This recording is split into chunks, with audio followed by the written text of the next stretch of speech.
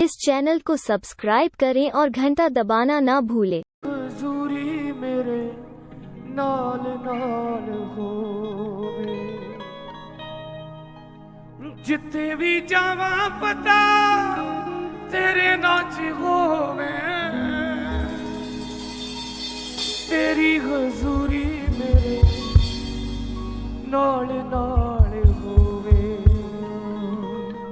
तेरी हजूरी मेरे नाल नाल होवे, जिथे भी जावा पता तेरे नाच होवे, तेरी हजूरी मेरे नाल नाल होवे। ਸਾਰੇ ਭੈਣ ਭਰਾਵਾਂ ਨੂੰ ਜੈ ਮਸੀਹ ਦੀ। ਅੱਜ ਦੇ ਵਚਨ ਦਾ ਮਨਨ ਕਰਨ ਤੋਂ ਪਹਿਲਾਂ ਅਸੀਂ ਪ੍ਰਾਰਥਨਾ ਵਿੱਚ ਜਾਵਾਂਗੇ। ਦਿਆਲੂ ਪ੍ਰਭੂ, ਅਸੀਂ ਤੇਰਾ ਧੰਨਵਾਦ, ਤੇਰੀ ਮਹਿਮਾ, ਤੇਰੀ ਵਡਿਆਈ ਕਰਦੇ ਹਾਂ। ਤੂੰ ਰਾਜਿਆਂ ਦਾ ਰਾਜਾ, ਪ੍ਰਭੂਆਂ ਦਾ ਪ੍ਰਭੂ ਹੈ। ਕਦੇ ਸਾਨੂੰ ਛੱਡਦਾ ਨਹੀਂ, ਹਮੇਸ਼ਾ ਸਾਡੇ ਨਾਲ ਰਹਿੰਦਾ ਹੈ।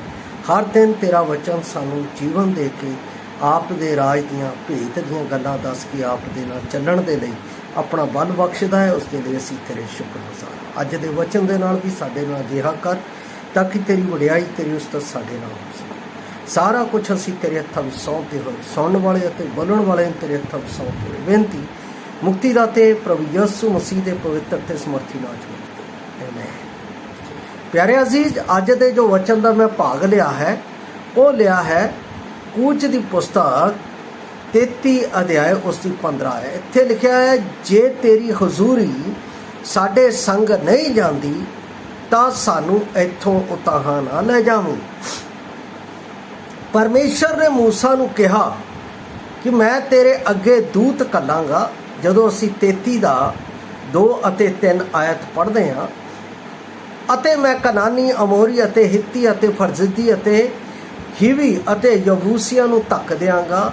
ਉਸ ਦੇਸ਼ ਵਿੱਚ ਦੁੱਧ ਅਤੇ ਸ਼ਹਿਦ ਵਗਦਾ ਹੈ, ਪਰ ਮੈਂ ਤੁਹਾਡੇ ਨਾਲ ਉਤਾਹਾਂ ਨਾ ਜਾਵਾਂਗਾ, ਕਿਉਂ ਜੋ ਤੁਸੀਂ ਹਠੀ ਲੋਕ ਹੋ। ਮਤੇ ਮੈਂ ਤੁਹਾਨੂੰ ਰਾਹ ਵਿੱਚ ਭਸਮ ਕਰ ਦਿਆਂ। ਪਰ ਮੂਸਾ ਪਰਮੇਸ਼ਰ ਦੀ ਇਸ ਗੱਲ ਦੇ ਨਾਲ ਐਗਰੀ ਨਾ ਹੋਇਆ। ਉਸਨੇ ਕੀ ਕਿਹਾ? ਉਸਨੇ ਕਿਹਾ, ਅਸੀਂ ਦੂਤਾਂ ਕੋਲੋਂ ਨਹੀਂ ਮੰਗਦੇ। ਜਦੋਂ ਅਸੀਂ 33:15 ਦੇ ਵਿੱਚ ਜਾਂਦੇ ਹਾਂ ਤਾਂ ਕਹਿੰਦਾ ਦੂਤਾਂ ਕੋਲੋਂ ਨਹੀਂ ਮੰਗਦੇ, ਸਾਡੇ ਨਾਲ ਤੈਨੂੰ ਆਉਣਾ ਪਵੇਗਾ। ਅੱਜ ਦਾ ਮੇਰਾ ਵਿਸ਼ਾ ਹੈ ਆਪਣੇ ਜੀਵਨ ਦੇ ਵਿੱਚ ਪ੍ਰਾਰਥਨਾ ਕਰਕੇ ਇਹ ਮੰਗਣਾ, ਪਰਮੇਸ਼ਰ ਤੇਰੀ ਹਜ਼ੂਰੀ ਸਾਡੇ ਨਾਲ ਨਾ ਹੋਵੇ, ਤੇਰੀ ਹਜ਼ੂਰੀ ਸਾਡੇ ਨਾਲ। ਮੂਸਾ ਇਹੀ ਕਹਿੰਦਾ ਹੈ, ਸਾਡੇ ਨਾਲ ਤੈਨੂੰ ਆਉਣਾ ਪਵੇਗਾ, ਆਉਣਾ ਪਵੇਗਾ, ਡਨ। ਉਹਨੇ ਹੋਰ ਕੋਈ ਗੱਲ ਕਹੀ ਨਹੀਂ, ਚੱਲ ਕੋਈ ਗੱਲ ਨਹੀਂ ਫੇਰ ਦੇਖ ਲਵਾਂਗੇ, ਨਹੀਂ। ਉਹਨੇ ਕਿਹਾ ਸਾਡੇ ਨਾਲ ਤੈਨੂੰ ਆਉਣਾ ਪਏਗਾ। ਕਿਹਨੂੰ ਕਿਹਾ? ਪਰਮੇਸ਼ਰ।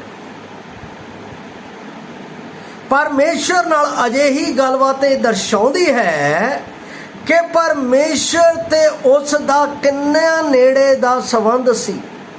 ਮੂਸਾ ਪਰਮੇਸ਼ਰ ਦੇ ਨਾਲ ਗੱਲਬਾਤ ਕਰਦਾ ਨੇੜੇ ਨਜ਼ਰ ਆਉਂਦਾ ਸੀ, ਔਰ ਇੰਝ ਲੱਗਦਾ ਸੀ ਬਹੁਤ ਨੇੜੇ ਦਾ ਰਿਸ਼ਤਾ। ਇਸੇ ਕਰਕੇ ਪਰਮੇਸ਼ਰ ਨੇ ਆਪਣੇ ਵਚਨ ਦੇ ਵਿੱਚ ਕਿਹਾ, ਮੂਸਾ ਜਿਹਾ ਨਮਰ ਵਿਅਕਤੀ ਕੋਈ ਵੀ ਇਸ ਸਮੇਂ ਦੇ ਮਨੁੱਖ ਜਾਤੀ ਦੇ ਵਿੱਚ ਨਹੀਂ। ਕਿਉਂਕਿ ਇਸਰਾਇਲ ਇੰਨਾ ਢੀਠ ਹੋ ਚੁੱਕਾ ਸੀ, ਇੰਨਾ ਹਠੀ ਹੋ ਚੁੱਕਾ ਸੀ, ਪਰਮੇਸ਼ਰ ਨੂੰ ਛੱਡਣ ਦੀਆਂ ਗੱਲਾਂ ਅਤੇ ਬਗਾਵਤ ਦੀਆਂ ਗੱਲਾਂ ਕਰਦਾ ਸੀ। ਫਿਰ ਵੀ ਪਰਮੇਸ਼ਰ ਦੇ ਅੱਗੇ ਮੂਸਾ ਉਸ ਦੇ ਨਾਲ ਗੱਲ ਕਰਦਾ ਹੋਇਆ ਨਜ਼ਰ ਆਇਆ। ਉਸ ਨੇ ਕਿੰਨੇ ਵਾਰ ਇਸਰਾਇਲ ਨੂੰ ਪਰਮੇਸ਼ਰ ਤੋਂ ਭਸਮ ਹੋਣ ਤੋਂ ਬਚਾਇਆ ਹੈ। ਕਿੰਨੀ ਵੱਡੀ ਗੱਲ ਹੈ ਕਿ ਮੂਸਾ ਪਰਮੇਸ਼ਰ ਦੇ ਨਾਲ ਬਹੁਤ ਨੇੜੇ ਦਾ ਰਿਸ਼ਤਾ ਰੱਖਦਾ ਸੀ। ਇਸ ਕਰਕੇ ਉਹਨੇ ਕਿਹਾ, ਸਾਡੇ ਨਾਲ ਤੈਨੂੰ ਆਉਣਾ ਪਵੇਗਾ। ਜਦੋਂ ਮੈਂ ਇਸ ਦੀ 15 ਆਇਤ ਨੂੰ ਪੜ੍ਹਦਾ ਹਾਂ ਤਾਂ ਕਹਿੰਦਾ, ਜੇ ਤੇਰੀ ਹਜ਼ੂਰੀ ਸਾਡੇ ਸੰਗ ਨਹੀਂ ਜਾਂਦੀ ਤਾਂ ਸਾਨੂੰ ਇੱਥੋਂ ਉਤਾਹਾਂ ਨਾ ਲੈ ਜਾਈਂ। ਕਿੰਨਾ ਸਪਸ਼ਟ, ਕਿੰਨਾ ਗਹਿਰਾ ਰਿਸ਼ਤਾ ਇੱਥੇ। ਇਹਦਾ ਮਤਲਬ परमेश्वर तो बगैर अगे चलना, परमेश्वर तो बगैर एक गल भी सोचना मूसा नहीं सी अपने जीवन च मंगता। वो चाहता सी मेरा सोचना, मेरा उठना, मेरा बैठना, मेरा चलना परमेश्वर बन जाए।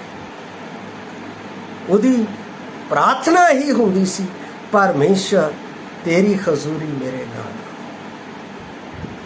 बहुते लोग जायदाद अते धन विच सुख भालदे ने। और ਜਿਹੜੇ लोग ये भालदे ने उन्हां दे जीवन विच परमेश्वर की हजूरी अते उपस्थिति नहीं। बहुते लोग ये भालदे ने असी विदेशों विच चले जाइए। बहुते लोग ये भालदे ने कि साडे कोल आ जाण, असी उन्हां दे नाल रहीए। बहुते लोग ये भालदे ने साडा बिजनेस इत्थे अजिहा सैट हो जाए सानू किसे वल तकना ना पवे। बहुते लोग अजिहे अपने आप नूं कोशिश करते ने कि साडे जीवन दे विच सब गल्लां इक्वल हो जाण, सानू किसे दी लोड़ ही नहीं। यारो ये सब गल्लां परमेश्वर तो बगैर निस्वार्थ है। मैं ऐतवार नूं अपने लोकां नूं दस रहा सी कि तुसी अपने जीवन दे विच किहनूं पालोगे, परमेश्वर नूं, अपने माता पिता नूं, अपने भैण भरावां नूं या अपने रिश्तेदारां। पर इत्थे मूसा ने परमेश्वर नूं पालिया है, उसने किसे नूं नहीं पालिया। उसने कहा तेरी मेरे लोकां दे विच हजूरी होवे। अगर तेरी हजूरी साडे विच और साडे लोकां दे विच होवे तां सानू किसे गल दी घटी कमी नहीं। भावें असी देश होइए, भावें असी परदेस होइए, सानू किसे चीज़ की लोड़ नहीं, सिर्फ तेरी हजूरी साडे नाल होवे। अब्राहम नूं जदों परमेश्वर ने सद्दिया, अब्राहम कल्ला ही तुर पिया, उहदा भतीजा भी नाल ही तुर पिया। भतीजे नूं सद्दिया नहीं सी, पर भतीजे ने नाल चल के देखिया की है पता है, परमेश्वर की बुलाहट तो पिछे हट गई अते पाप का बीज बन गया। उहदी घर वाली लूण का फंदा मतलब कि खंभा बन गई। उहदियां बेटियां पाप दे बीज का पाप दे बीज दे आरंभ बन गई। प्यारो, जे परमेश्वर ने मैनू बुलाया है, जे मैं परमेश्वर दे विच आया हाँ, तो सब तो पहला अपने जीवन दे विच नित प्रति दिन परमेश्वर की हजूरी नूं अपने विच मंगो, ताकि साडा रिश्ता उसके नेड़ता दे नाल हो जाए। जे साडे नाल उसका रिश्ता नेड़ता दा हो गया तो सानू किसी गल की कमी नहीं। इहो गल तां परमेश्वर पुत्र प्रभु यीशु मसीह ने कही जदों असी मती दी अंजील 6:33 पढ़ते हैं, कहता है पहला तुसी उहदे राज अते धर्म दी खोज करो तो ये सब वस्तां तुहानूं मिल जाणगियां।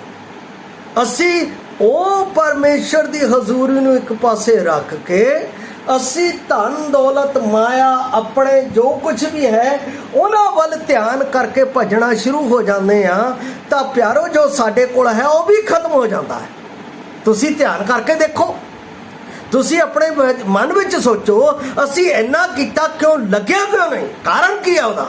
कि तुसी परमेश्वर दे वचन तो इस गल की खोज की है, कि तुसी परमेश्वर दे गल तो यह गल पूछी है कि परमेश्वर मेरे इस काम करन दे नाल खुश है या नहीं। असी इस गल की खोज ही नहीं करते हैं। मूसा ने खोज की गई, कहता परमेश्वर जे तू साडे संग नहीं तो सानू तां ना लै जाई। असी कहते अताह आण दे जो आंदा है, जिन्हों मर्जी बुलाओ, आओ इत्थे बैठो, पर उहदा असी नुकसान कर बैठते।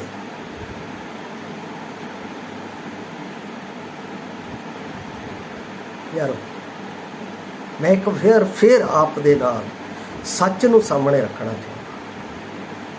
परमेश्वर पुत्र ने परमेश्वर की हजूरी नूं हमेशा अपने नाल रखिया, उसनूं कदे उजल नहीं होण दित्ता। रात रात भर परमेश्वर नाल गल्लां करदा सी, अते जो रात रात भर परमेश्वर नाल गल्लां करदा सी, दिन नूं उन्हां गल्लां नूं अपने लोकां दे विच प्रकाशित कर, ताकि वो लोग परमेश्वर तो दूर ना जाण, परमेश्वर दे नेड़े आ। साडे जीवन दे विच की अजिहा पल है, संसारिक लाभ नूं उन्हां नूं सहण दे लई असीं तैयार हैं, पर परमेश्वर दी हजूरी नूं अपने विच नहीं मंगण नूं तैयार नहीं। मैनू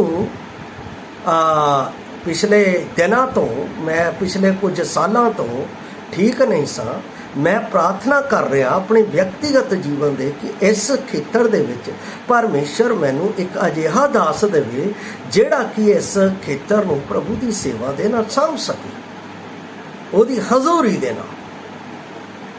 नहीं मिलिया तो मैं जबरदस्ती नहीं की, उत्थों आ जाए, इत्थों आ जाए, इत्थों आ जाए तो इस जगह नूं साਂਭ लवे। नहीं, जब तक परमेश्वर किसी नूं तैयार करके मेरे को नहीं भेजदा अपने वचन के अनुसार, मैं तैयार नहीं। जदों परमेश्वर भेजेगा, आई एक्सेप्ट यू। परमेश्वर दे दास मूसा ने क्या, परमेश्वर असी स्वर्ग दूतां दे नाल गल नहीं कीती है, असी तेरे नाल गल कीती है। जे तू साडे नाल चलेगा तो असी ताहां चलांगे, नहीं तो नहीं जावांगे, जिथे है उत्थे रह जावांगे।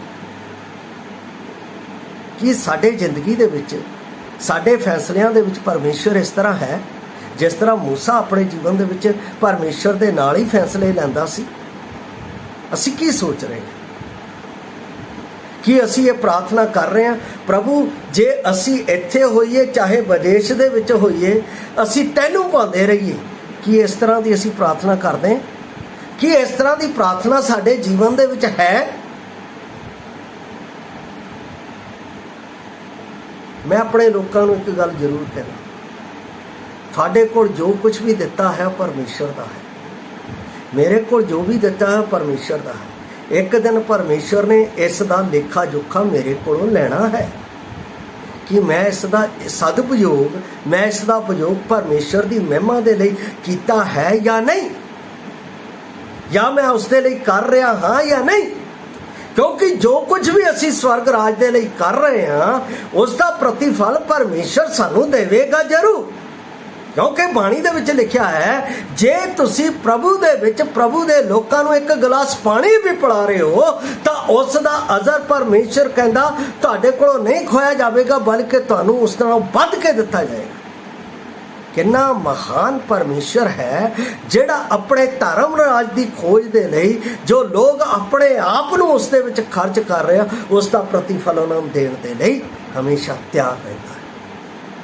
मूसा दे नाल भी इस तरह। पर इस तो सब तो वड्डे खनी जिसने परमेश्वर की हजूरी का एहसास साडे जीवन दे विच दिता, स्वर्ग दे करता प्रभु यसु मसीह।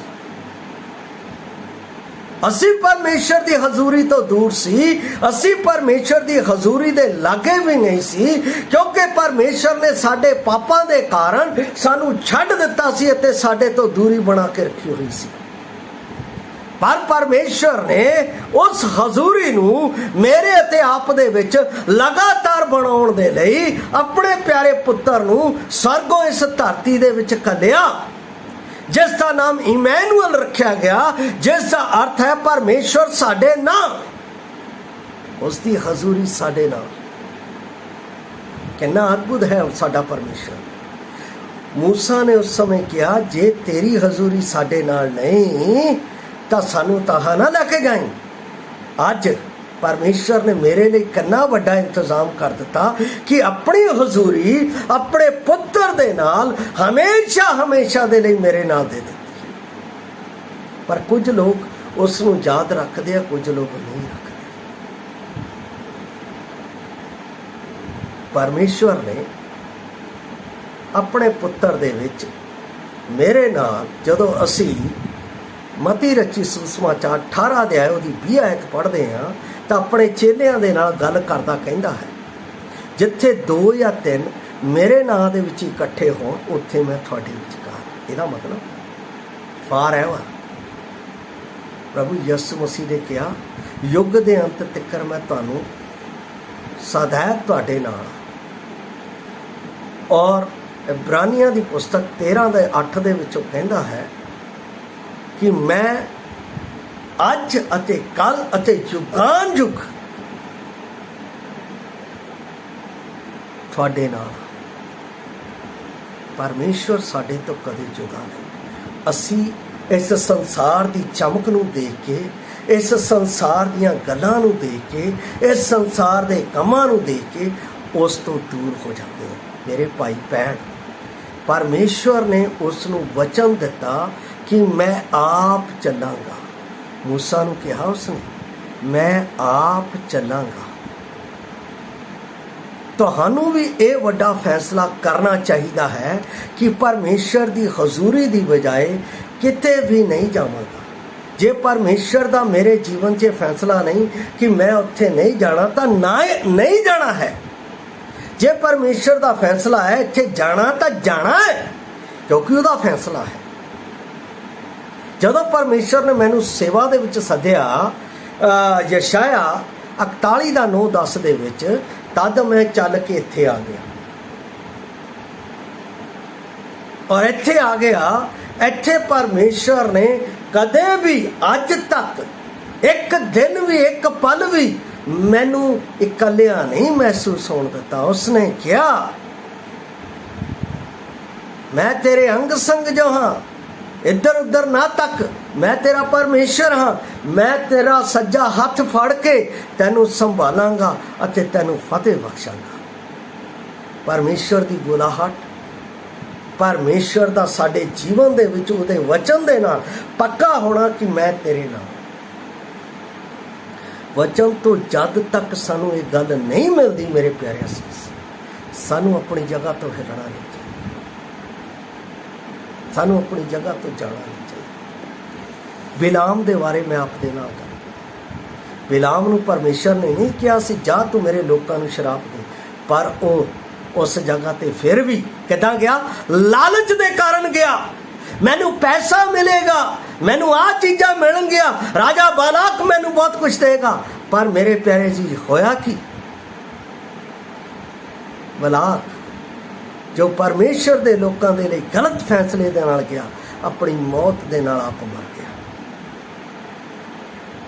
ਜਦੋਂ ਪਰਮੇਸ਼ਰ ਸਾਨੂੰ ਨਾ ਬੁਲਾਵੇ ਕਿਤੇ, ਸਾਨੂੰ ਜਾਣਾ ਨਹੀਂ ਚਾਹੀਦਾ, ਕਿਉਂਕਿ ਪਰਮੇਸ਼ਰ ਜਿੱਥੇ ਵੀ ਆ ਉੱਥੇ ਪਰਮੇਸ਼ਰ ਸਾਡੇ ਨਾਲ ਆਪਣੀ ਹਜ਼ੂਰੀ ਬਣਾ ਕੇ ਰੱਖਦਾ ਹੈ। ਚਾਹੇ ਅਸੀਂ ਕਿਸੇ ਵੀ ਹਾਲਾਤ, ਬਾਈਬਲ ਦੇ ਵਿੱਚ ਜਦੋਂ 13:5 ਪੜ੍ਹਦੇ ਹਾਂ, ਤੁਹਾਡਾ ਜੀਵਨ ਲੋਭ ਤੋਂ ਰਹਿਤ ਹੋਵੇ, ਕਿਉਂਕਿ ਉਹਨੇ ਆਪ ਕਿਹਾ ਹੈ ਕਿ ਮੈਂ ਤੁਹਾਨੂੰ ਨਾ ਤਾਂ ਕਦੇ ਛੱਡਾਂਗਾ ਨਾ ਕਦੇ ਤਿਆਗਾਂਗਾ। ਇਹਦਾ ਮਤਲਬ ਜਿਸ ਵੀ ਸਥਾਨ ਦੇ ਵਿੱਚ ਤੁਸੀਂ ਹੋਵੋਗੇ, ਉਸ ਸਥਾਨ ਦੇ ਵਿੱਚ ਪਰਮੇਸ਼ਰ ਤੁਹਾਨੂੰ ਭਰਪੂਰੀ ਦੇ ਨਾਲ ਭਰ ਦੇਵੇਗਾ। ਤੁਹਾਨੂੰ ਆਲੇ ਦੁਆਲੇ ਦੇਖਣ ਦੀ ਲੋੜ ਹੀ ਨਹੀਂ। ਮੇਰੇ ਪਿਆਰੇ ਅਜ਼ੀਜ਼, ਸਾਨੂੰ ਉਹਦੇ ਨਾਲ ਫੈਸਲਾ ਲੈਣਾ ਪਏਗਾ। ਤੁਸੀਂ ਲੰਬੇ ਸਫ਼ਰ ਵਿੱਚ ਜਾਓ ਜਾਂ ਸਿਰਫ ਮੁਲਾਕਾਤ ਦੇ ਲਈ ਜਾਓ, ਤੁਹਾਡਾ ਪਰਮੇਸ਼ਰ ਸੱਚ ਹੈ। ਇਹ ਉਸ ਦੇ ਨਾਲ ਪ੍ਰਣ ਕਰੋ। ਰਾਹਾਂ ਵਿੱਚ, ਪਹਾੜਾਂ ਵਿੱਚ ਤੁਹਾਨੂੰ ਕਿਤੇ ਵੀ ਜਾਣਾ ਪਵੇ ਸਾਹਮਣਾ ਕਰਨ, ਪਰ ਉਸ ਨੂੰ ਯਾਦ ਰੱਖੋ ਕਿ ਉਸ ਨੇ ਮੈਨੂੰ ਆਪਣੇ ਨਾਮ ਦੇ ਵਿੱਚ ਬੁਲਾਇਆ ਹੈ। ਆਪਣੇ ਨਾਮ ਭਾਵ ਆਪਣੇ ਪੁੱਤਰ ਪ੍ਰਭੂ ਯਿਸੂ ਮਸੀਹ ਦੇ ਨਾਮ ਵਿੱਚ। ਇਸੇ ਕਰਕੇ ਤਾਂ ਉਹਨੇ ਕਿਹਾ, ਜੇ ਤੁਸੀਂ ਮੇਰੇ ਪਿਤਾ ਕੋਲੋਂ ਮੇਰਾ ਨਾਮ ਲੈ ਕੇ ਕੁਝ ਮੰਗੋਗੇ ਤਾਂ ਉਹ ਸੁਣ ਕੇ ਦੇਵੇਗਾ। ਇਹ ਐਵੇਂ ਨਹੀਂ ਕਿਹਾ ਉਹਨੇ। ਇਸ ਕਰਕੇ ਜਦੋਂ ਯਹੋਨਾ 15:7 ਪੜ੍ਹਦੇ ਹਾਂ, ਇਹ ਵਚਨ ਮੈਨੂੰ ਬਹੁਤ ਦਿਲ ਤੇ ਲੱਗਦਾ। ਮੈਂ ਇਸ ਤੋਂ ਬਗੈਰ ਪ੍ਰਾਰਥਨਾ ਨਹੀਂ ਕਰਦਾ। ਮੈਂ ਇਸ ਵਚਨ ਦੇ ਨਾਲ ਹੀ ਪ੍ਰਾਰਥਨਾ ਕਰਦਾ, ਕਿਉਂਕਿ ਉਹਦੇ 'ਚ ਲਿਖਿਆ ਹੈ, ਉਹਦੇ ਵਿੱਚ ਇਹ ਗੱਲ ਸਾਫ਼ ਤੌਰ ਤੇ ਉਹਦੀ ਹਜ਼ੂਰੀ ਨਾਲ ਲਿਖੀ ਹੋਈ ਹੈ ਕਿ ਜੇ ਤੁਸੀਂ ਮੇਰੇ ਵਿੱਚ ਹੋਵੋ ਅਤੇ ਮੇਰੇ ਵਚਨ ਤੁਹਾਡੇ ਵਿੱਚ ਹੋਣ ਤਾਂ ਜੋ ਚਾਹੋ ਤੁਸੀਂ ਪਿਤਾ ਤੋਂ ਮੇਰਾ ਨਾਮ ਲੈ ਕੇ ਮੰਗੋ, ਉਹ ਤੁਹਾਡੇ ਲਈ ਹੋ ਜਾਵੇਗਾ। ਇਹ ਪਰਮੇਸ਼ਰ ਦੀ ਹਜ਼ੂਰੀ ਵਿੱਚ ਹੈ ਜੇ ਅਸੀਂ ਉਹਦੀ ਹਜ਼ੂਰੀ ਵਿੱਚ ਨਹੀਂ ਤਾਂ ਸਾਨੂੰ ਪਿਆਰੋ ਕੁਝ ਵੀ ਪ੍ਰਾਪਤ ਨਹੀਂ ਹੋਵੇਗਾ। ਯਿਸੂ ਮਸੀਹ ਦੇ ਅਜਿਹੇ ਅਧਿਕਾਰ ਦੇ ਹੇਠਾਂ ਆ ਜਾਓ ਜਿਸ ਨਾਲ ਉਸ ਦੀ ਹਜ਼ੂਰੀ ਤੁਹਾਡੇ ਨਾਲ ਰਹੇ। ਉਸ ਦੇ ਬਿਨਾਂ ਸਫਲਤਾ ਜਾਂ ਖੁਸ਼ੀ ਨਹੀਂ ਹੈ। ਇਸ ਲਈ ਜੇ ਤੁਸੀਂ ਆਪਣੇ ਜੀਵਨ 'ਚ ਸਫਲਤਾ ਤੇ ਖੁਸ਼ੀ ਲੈਣਾ ਚਾਹੁੰਦੇ ਹੋ ਤਾਂ ਅੱਜ ਮੂਸਾ ਦੀ ਤਰ੍ਹਾਂ ਇਹ ਪ੍ਰਾਰਥਨਾ ਕਰਕੇ ਕਹੋ, ਪ੍ਰਭੂ ਜੇ ਤੇਰੀ ਹਜ਼ੂਰੀ ਮੇਰੇ ਨਾਲ ਨਹੀਂ ਤਾਂ ਮੈਂ ਅੱਗੇ ਨਹੀਂ ਚੱਲਾਂਗਾ। ਮੈਂ ਆਪਣੇ ਜੀਵਨ 'ਚ ਕੋਈ ਤੇਰੇ ਤੋਂ ਬਗੈਰ ਫੈਸਲਾ ਨਹੀਂ ਲਵਾਂ। ਜੇ ਤੁਸੀਂ ਆਪਣੇ ਜੀਵਨ 'ਚ ਮਸੀਹ ਯਿਸੂ ਦੇ ਵਿੱਚ ਹੋ ਕੇ ਪਰਮੇਸ਼ਵਰ ਦੇ ਅੱਗੇ ਫੈਸਲਾ ਲੈਂਦੇ ਹੋ ਤਾਂ ਸਫਲਤਾ ਤੇ ਖੁਸ਼ੀ ਤੁਹਾਡੇ ਜੀਵਨ ਵਿੱਚ ਹੈ। ਪ੍ਰਭੂ ਆਪ ਨੂੰ ਉਸ ਦੀ ਹਜ਼ੂਰੀ ਦੇ ਨਾਲ ਚੱਲਣ ਦੇ ਲਈ ਆਪ ਦੀ ਮਦਦ ਕਰੇ। ਜੈ ਮਸੀਹ ਦੀ ਮਹਾਰਾਜ।